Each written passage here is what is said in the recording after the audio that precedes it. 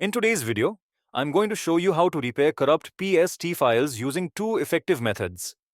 Method 1. Scan PST. Scan PST is a free tool that comes with Microsoft Outlook and can be used to repair corrupt PST files. Locate and open Scan PST. Click on the Browse button and select the corrupt PST file that you want to repair. Click on the Start button to begin the scanning process. After the scanning process is complete, Scan PST will inform you if there are any issues with your PST file. If there are any issues, click on the Repair button to repair the file. Once the repair is complete, click on the Close button. Method 2. SFWare PST Repair Tool. SFWare PST Repair Tool is a paid software tool that can be used to repair corrupt PST files.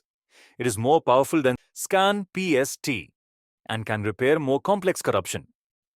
Download and install SFWare PST Repair Tool.